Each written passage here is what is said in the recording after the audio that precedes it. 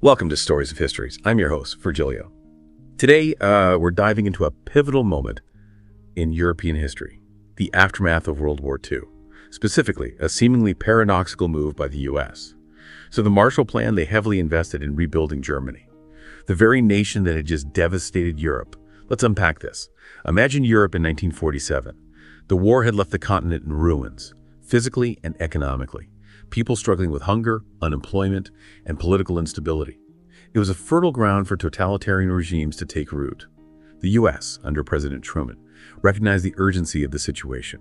Truman believed that the seeds of totalitarian regimes are nourished by misery and want. They spread and grow in the evil soil of poverty and strife. They reach their full growth when the hope of people for a better life dies. Essentially, Truman was saying that to protect freedom and democracy, you had to fight poverty and despair. This belief led to the creation of the Marshall Plan. It was a massive aid package aimed at rebuilding war-torn European nations and preventing the spread of communism. That wasn't purely altruistic. The Marshall Plan also served American interests. It helped protect U.S. investments in Europe and created new markets for American goods. The plan had three main goals: economic recovery, lasting peace, and countering Soviet influence.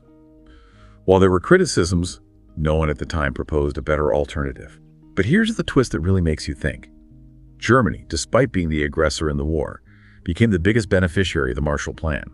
Why would the U.S. pour so much aid into the nation that caused so much destruction? This decision was driven by a combination of factors. Firstly, there was a growing fear that a destitute and resentful Germany could become vulnerable to Soviet influence. This would further destabilize Europe and hinder the U.S.'s goal of containing communism. Secondly, integrating Germany into the Western Bloc, both economically and politically, was seen as crucial for preventing future conflicts. The idea was to create a system of interdependence that would make war not only unthinkable, but practically impossible. And lastly, a revitalized German economy could benefit the U.S. A strong Germany meant a strong European market for American goods, boosting the post-war U.S. economy. However, not everyone welcomed the Marshall Plan. The Soviet Union under Stalin saw it as a threat.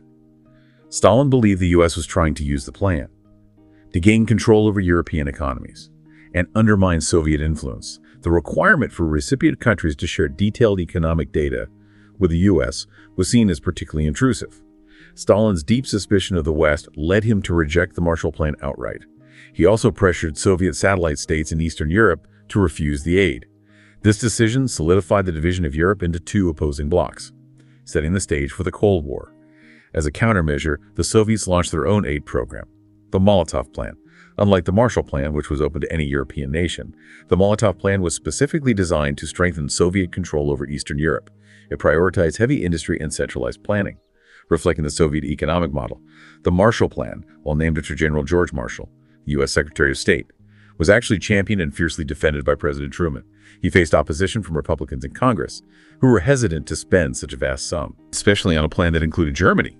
However, Truman ultimately secured the funding, demonstrating his commitment to the plan. Now, amidst all this, there's another fascinating element to the story: the exclusion of Spain. Unlike Germany, which had renounced Nazism after the war, Spain remained under the control of the fascist dictator, Francisco Franco. This made Spain ineligible for aid under the Marshall Plan, highlighting the ideological considerations at play. This exclusion, however, wasn't solely due to Spain's political system. The U.S. had initially considered including Spain in the plan, but pressure from other European nations, particularly those who had suffered under fascist regimes, ultimately led to Spain's exclusion. This reveals the complex political dynamics that shaped the implementation of the Marshall Plan. But the Marshall Plan's impact went far beyond economic recovery. It laid the groundwork for something much grander: European integration. This brings us to the Schuman Declaration, a lesser-known but equally significant initiative that emerged from the spirit of the Marshall Plan. Let's explore this further. The Schuman Declaration, put forward in 1950 by French Foreign Minister Robert Schuman, proposed a truly radical idea. He suggested placing French and German coal and steel production under joint control. It might seem like a minor detail, but it was actually a brilliant strategic move. Coal and steel were the essential ingredients for waging war. By pooling these resources under a supranational authority, the declaration aimed to prevent future conflicts between France and Germany, the two nations that had been at each other's throats for centuries. The Schuman Declaration was a bold step towards reconciliation and a visionary approach to lasting peace. It was about making war not just unthinkable, but materially impossible. This declaration marked the birth of the European coal and steel community. ECSC, the precursor to the European Union. 6 founding members, France, Germany, Italy, Belgium, the Netherlands, and Luxembourg, joined forces in this unprecedented partnership, driven by a shared commitment to peace and prosperity.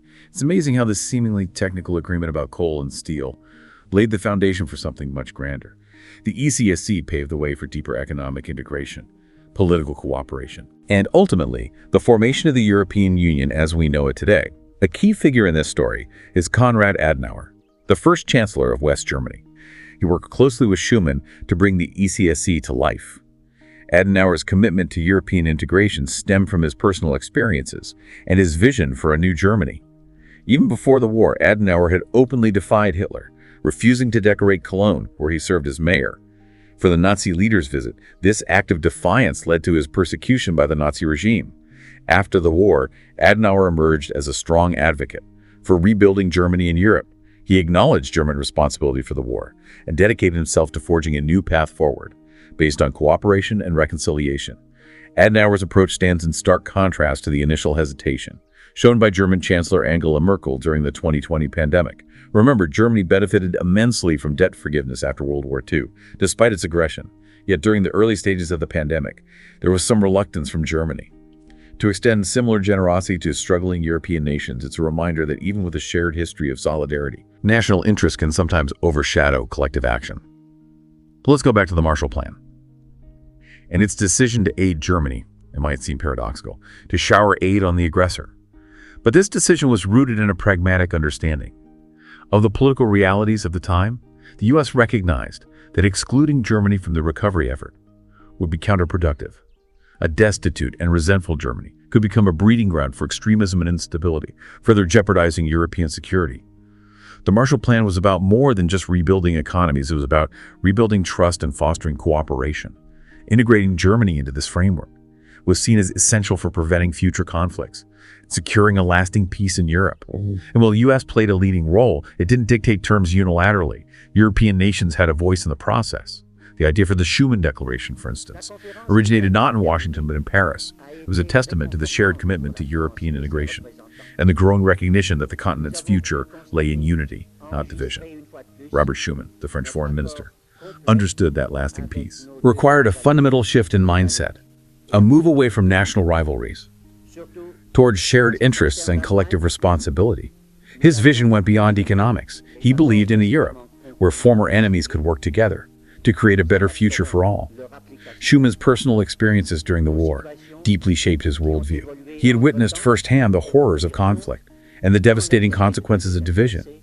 This fueled his determination to create a Europe where such tragedies would never be repeated. The Schuman Declaration, with its focus on shared resources and economic integration, offered a concrete path toward reconciliation. By intertwining the destinies of France and Germany, the declaration aimed to make war not just unthinkable but materially impossible. This was a visionary concept that went beyond simply preventing future wars. It was about forging a new kind of relationship between nations, one based on cooperation, trust, and shared prosperity. The Marshall Plan, by creating the conditions for economic recovery and stability, made it possible for initiatives like the Schuman Declaration to flourish. The plan's impact extended far beyond economic recovery. It fostered a spirit of cooperation and paved the way for the European project as we know it today. But even as we celebrate the achievements of the Marshall Plan and the Schuman Declaration, it's essential to acknowledge the complexities and contradictions inherent in this period of history. Let's delve deeper in some of those nuances. The Marshall Plan wasn't a perfect solution, and its legacy is a tapestry woven with successes and shortcomings. Take Spain, for instance. It's worth noting that Spain wasn't entirely left out in the cold. It eventually received some economic assistance from the U.S., though on a smaller scale and with different conditions than those offered to Marshall Plan participants. This shows how international relations often involve a balancing act between ideals and practical considerations. The Marshall Plan and Schuman Declaration were also inherently tied to the Cold War context. They weren't just about rebuilding Europe. They were also about containing Soviet influence and securing Western dominance. Europe was divided. The Marshall Plan and Schuman Declaration were key tools in the geopolitical struggle to strengthen Western Europe against the perceived threat of communism. It adds another layer of complexity to these seemingly altruistic initiatives. They were driven by a mix of humanitarian concern, strategic calculation, and ideological rivalry. Now let's shift our focus to Harry S. Truman, the 33rd President of the United States. He stepped into the presidency at a truly pivotal moment. Inheriting a world still reeling from the devastation of World War II, Truman had a monumental task before him. He needed to navigate the complex post-war world, rebuild shattered nations, and confront the emerging threat of Soviet expansionism. The Marshall Plan, conceived during Truman's presidency, stands as a testament to his vision and leadership. It was an incredibly bold and ambitious initiative, requiring significant political capital and financial resources. But Truman understood its importance, not just for Europe's recovery, but for the security of the United States itself. He had to navigate a complex political landscape to secure bipartisan support for the plan, and there was certainly opposition. Yet Truman was ultimately successful, showcasing his belief in the importance of American leadership on the global stage and his commitment to shaping a new world order. While the Marshall Plan and Schuman Declaration were largely focused on Western Europe, we can't forget the impact of the Cold War on a global scale. The rivalry between the US and the Soviet Union went far beyond Europe, affecting Asia, Africa, and Latin America. It was a time of proxy wars, ideological clashes, and intense economic competition, all playing out against the backdrop of potential nuclear annihilation. And as we delve deeper into this period, it's crucial to remember the individuals who, through their actions and decisions, shaped the course of history. One such figure is Winston Churchill, the iconic British Prime Minister, who guided his nation through World War II. Churchill's relationship with the Marshall Plan was complex. While he recognized the importance of American aid for Europe's reconstruction, he was also wary of the potential for U.S. dominance and the possible erosion of British sovereignty. His famous Iron Curtain speech in 1946 signaled a turning point in the Cold War, delivered in Fulton, Missouri. It highlighted the growing division between East and West and the threat posed by Soviet expansionism. Churchill's perspective on the Marshall Plan mirrored his deep understanding of geopolitics and his dedication to safeguarding British interests within the shifting post-war landscape. To him, the plan was both necessary and potentially problematic, offering economic revival, but also the risk of American hegemony. While the Marshall Plan and Schuman Declaration established the groundwork for a more integrated and prosperous Western Europe, the journey towards unification wasn't without its hurdles. National interests, old rivalries, and economic disparities often created roadblocks, demanding compromise and negotiation to overcome differences. The path to a unified Europe was paved with bold ideas and pragmatic adjustments, reflecting the complicated reality of building a new political and economic order from the ruins of World War II to the eventual formation of the European Union. It was a long and challenging journey, marked by both triumphs and uncertainties. The Marshall Plan and Schuman Declaration stand as powerful symbols of human resilience, the potential of collaboration, and the enduring pursuit of peace and prosperity. As we conclude our deep dive into the Marshall Plan and its lasting impact, it's important to reflect on historical memory and the lessons we can glean from the past. The post-war era, from the devastation of Europe to the rise of the Cold War, offers valuable insights into the intricate world of international relations, the ongoing quest for peace and security, and the extraordinary strength of the human spirit.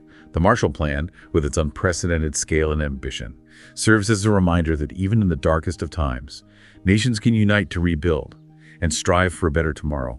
The Schuman Declaration, with its vision of a unified Europe, underscores the transformative power of cooperation and the tireless pursuit of a more peaceful and prosperous world. As we navigate the complexities of our own time, let's draw upon the lessons of history, remember the sacrifices made and the progress achieved, and work towards a future where our actions are guided by collaboration, understanding, and shared values. Keep questioning, keep exploring, and keep those minds engaged. Until next time on Stories of History.